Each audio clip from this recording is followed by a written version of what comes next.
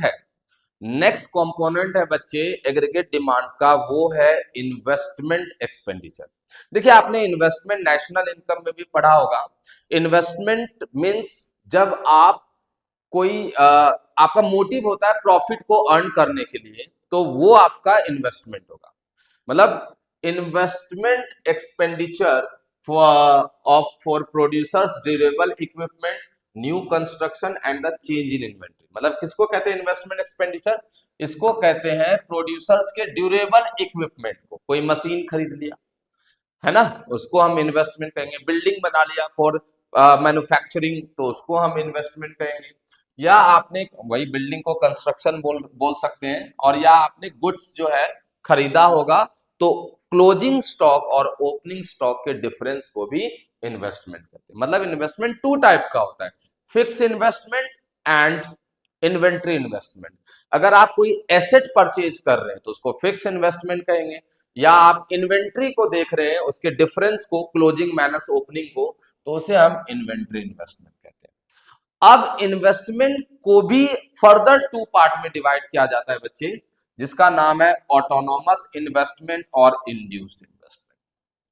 अब autonomous investment क्या होता है? ये वो इन्वेस्टमेंट होता है जिसका मोटिव प्रॉफिट अर्न करना नहीं होता। मतलब ये इनकम पर डिपेंड नहीं करता, it will be constant, right, चाहे इनकम कुछ भी हो। तो समझिए आपको लगता है कि कोई प्राइवेट सेक्टर ऐसा करेगा, नहीं, ये मेजोरिटी में कौन करता है? गवर्नमेंट करती है। गवर्नमेंट ने रोड बना दिया, आपके गली में रोड बना दिया, ठीक है, तो इनका मोटिव प्रॉफिट अर्न करना थोड़ी, ये सोशल वेलफेयर के लिए है। तो ऐसे इन्वेस्टमेंट को ऑटोनोमस इन्वेस्टमेंट कहा जाता है, which does not depend upon the level of income, right. और इंड्यूस्ड इन्वेस्टमेंट एग्जैक्टली मोटिव ही इनका प्रॉफिट अर्न करना होता है, जो कि कौन करते हैं? प्राइवेट और गवर्नमेंट दोनों ही करते हैं। तो investment made with expectations of profit is called induced investment, right. Government ने मान लीजिए ऑयल सेक्टर में, एनर्जी सेक्टर में, या आपका जो है प्रोडक्शन सेक्टर में उन्होंने इन्वेस्टमेंट किया, इंड्यूस। प्राइवेट फर्म जैसे टाटा, अडानी, बिरला, रिलायंस, ये जितने भी इन्वेस्टमेंट कर रहे हैं, इंड्यूस्ड इन्वेस्टमेंट, राइट। लेकिन ऐसा इन्वेस्टमेंट स्ट्रीट लाइट जो है लगवाना, या गली के रोड या सीवर ये सब लगवाना, तो ये सब आपका क्या होता है? ऑटोनोमस इन्वेस्टमेंट होता है। ठीक है बच्चों, चलिए अब हम ये इन्वेस्टमेंट हमने डिस्कस कर लिया। अगर ऑटोनोमस इन्वेस्टमेंट के डायग्राम को बनाऊं, अगर बच्चे मैं ऑटोनोमस इन्वेस्टमेंट के डायग्राम को बनाऊं, तो डायग्राम ऐसा बनेगा, आई आई, राइट, यहां पर ओ वाई एक्स, ठीक है। ये इनकम के साथ चेंज नहीं होता है, इनकम देखिए चेंज हो रहा है बट इन्वेस्टमेंट चेंज नहीं हो रहा है, ये ऑटोनोमस है। लेकिन अगर मैं इंड्यूस इन्वेस्टमेंट बनाऊं तो इंड्यूस्ड ऐसा बनेगा, ठीक है। जैसे जैसे इनकम बढ़ेगी, जैसे देखिए यहां पर इनकम है ओ वाई, तो इन्वेस्टमेंट ओ आई है। इनकम है ओ वाई वन, तो इन्वेस्टमेंट जो है ओ आई वन है। तो जैसे जैसे इनकम बढ़ रही है, इन्वेस्टमेंट भी बढ़ रहा है, तो इसको हम इंड्यूस्ड इन्वेस्टमेंट कहते हैं। और याद रखिएगा, जब भी हम एडी के ग्राफ की बात करते हैं, एडी के कंस्ट्रक्शन की बात करते हैं, तो हम यहां पर ऑटोनोमस लेते हैं। अब क्वेश्चन है कि सर ऐसा क्यों? क्योंकि देखिए अगर आप बुक पढ़ेंगे ना, तो उसमें लिखा होगा फॉर द सिंप्लीफिकेशन। नो, हम जो ये डिस्कस कर रहे हैं एडीएएस, ये हम शॉर्ट रन में डिस्कस कर रहे हैं। 11th क्लास में आपने बच्चे कॉस्ट में, प्रोडक्शन में शॉर्ट रन और लॉन्ग रन पढ़ा होगा। तो शॉर्ट रन में हम कभी भी फिक्स फैक्टर को चेंज नहीं करते, और जब फिक्स फैक्टर चेंज नहीं होगा तो ऑब्वियस सी बात है इन्वेस्टमेंट आपका क्या रहेगा? कांस्टेंट रहेगा। तो शॉर्ट रन में इन्वेस्टमेंट क्या होता है? कांस्टेंट होता है, राइट। अब हम बात करते हैं कि एडी कैसे बनेगा। ये पेपर में 4 नंबर का आया हुआ है कि explain the components of AD in two sector economy. Two sector economy में इस एडी के कंपोनेंट्स को एक्सप्लेन कीजिए और ग्राफ बनाइए। देखिए कंपोनेंट तो हमने ऑलरेडी पढ़ लिया एडी का, कंजम्पशन एक्सपेंडिचर और इन्वेस्टमेंट एक्सपेंडिचर।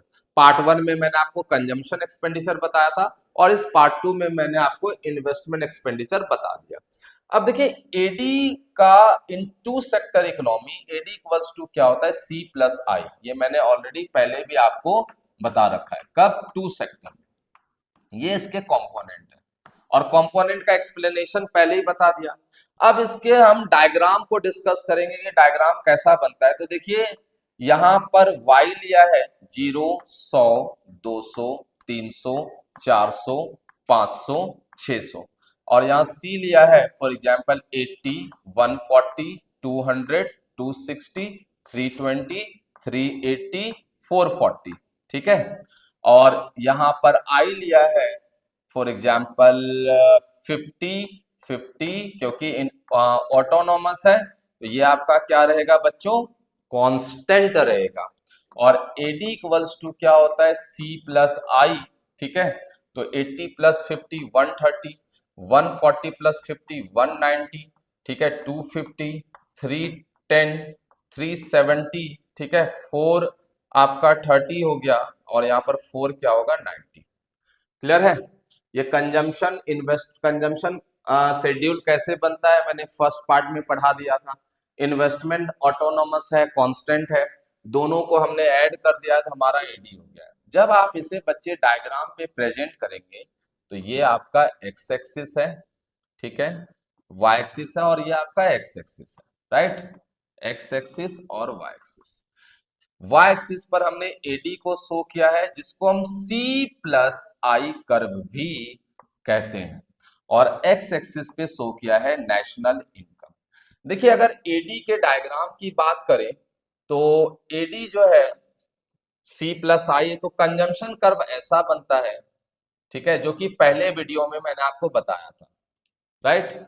और क्योंकि इन्वेस्टमेंट कांस्टेंट है तो इन्वेस्टमेंट आपका कर्व कैसा बनेगा, इन्वेस्टमेंट आपका ऐसा बनेगा, आई आई, ये कांस्टेंट है तो ये हॉरिजेंटल लाइन होता है, ठीक है।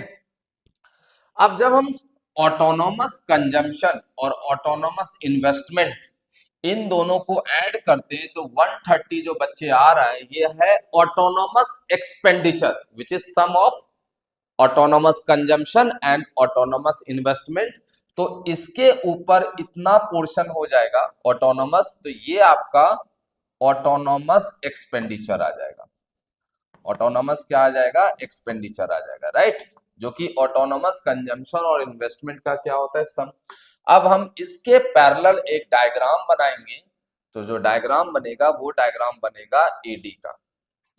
एक सेकेंड बच्चे, इसके पैरेलल एक डायग्राम या ये ले लेते हैं, ये होगा बच्चे एडी, ये बिल्कुल पैरेलल बनना चाहिए, सॉरी।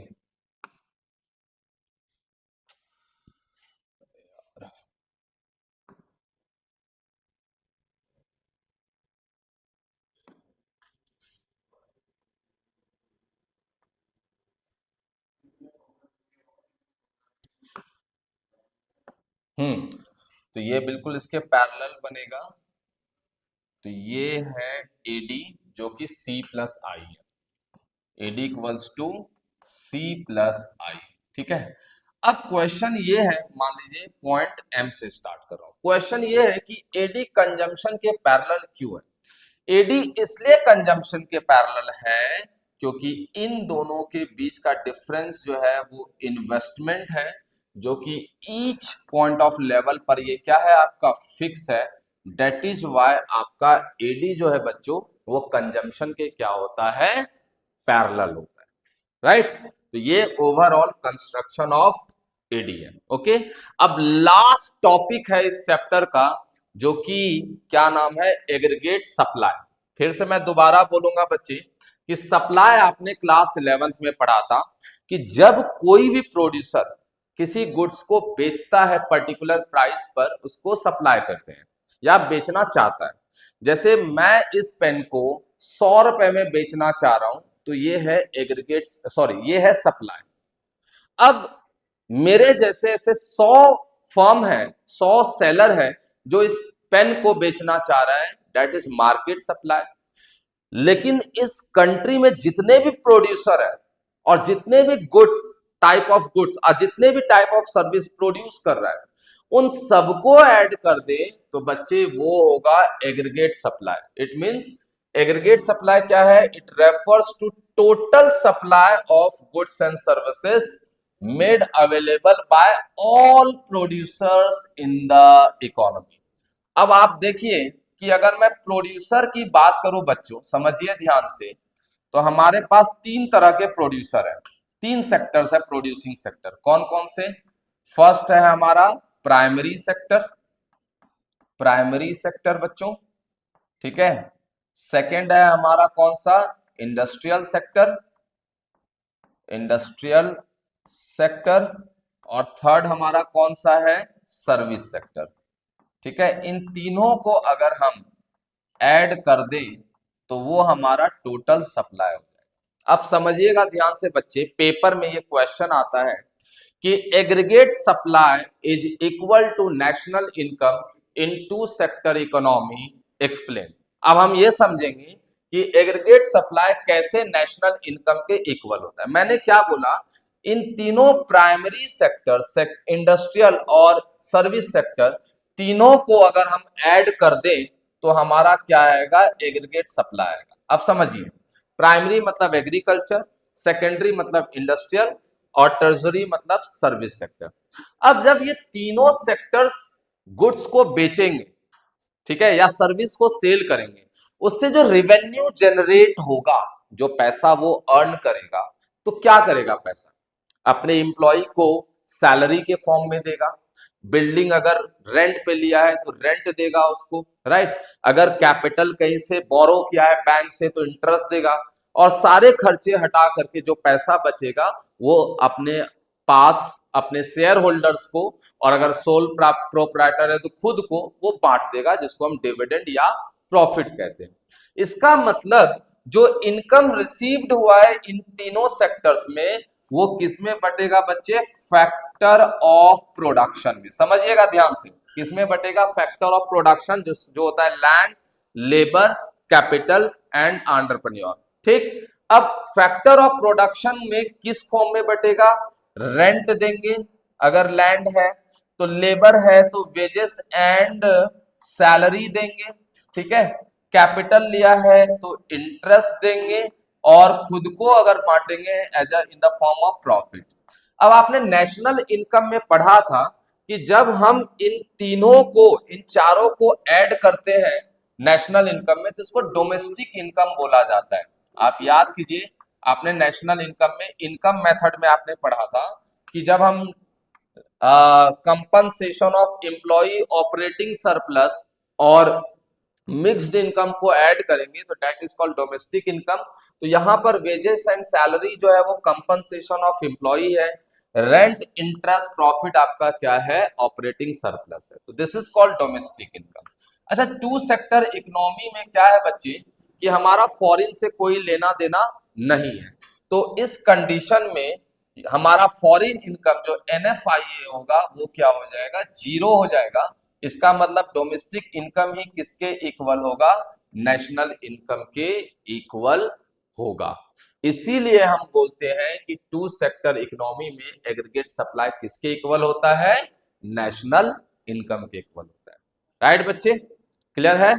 अब यही वजह है कि इसका जो डायग्राम बनता है पेपर में, जो डायग्राम बनता है बच्चे, वो 45 डिग्री लाइन का क्यों बनता है ये भी मैं रीजन बता दूं। ये एक्स एक्सिस है, ठीक है, ये एक्स एक्सिस बना दिया और यहां पर वाई एक्सिस बना दिया।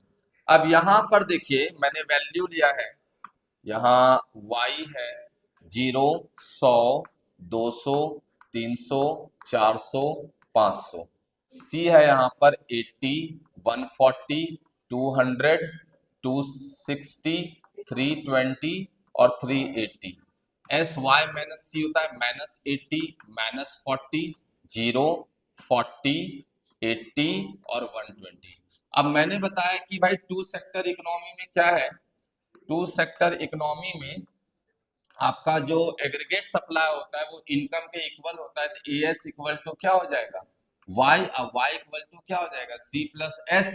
तो ये बच्चे फिर से इन दोनों को ऐड कीजिए, 80 प्लस 80 माइनस 0, 140 प्लस और माइनस 100, 200, 300, 400 और 500, मतलब आप दोनों को ऐड करो तो सेम आ रहा है। तो जब आप बच्चे दोनों एक्सिस पर सेम वैल्यू शो करेंगे, यहां पर मैंने C प्लस एस को शो किया है और यहां मैंने नेशनल इनकम को शो किया है। यहां पर भी 100, 200, 300, 400 और 500, यहां पर भी 100, 200, ठीक है, 300, 400 एंड 500। जब दोनों स्केल पर आप सेम वैल्यू लेंगे तो ये जो है 45 डिग्री एंगल पर बनेगा, ठीक है। इसीलिए जो आपका एग्रीगेट सप्लाई कर्व है बच्चे वो 45 डिग्री पर होता है, क्योंकि दोनों तरफ सेम एक्सिस सेम एंगल लिया, सॉरी सेम वैल्यू लिया गया है। और इसी लाइन को 45 डिग्री लाइन को बच्चे लाइन ऑफ रेफरेंस कहते हैं। क्या कहते हैं? Line of reference. 1 मार्कर में आया हुआ है क्वेश्चन ये, लाइन ऑफ रेफरेंस। क्यों? क्योंकि ईच पॉइंट पर, इसके ईच पॉइंट पर ये बताता है कि C plus S equal to क्या है? Y है। That is why it is called line of reference. तो ये ओवरऑल आपका फर्स्ट चैप्टर का टोटल टॉपिक्स हमने कवर कर लिया है बच्चे।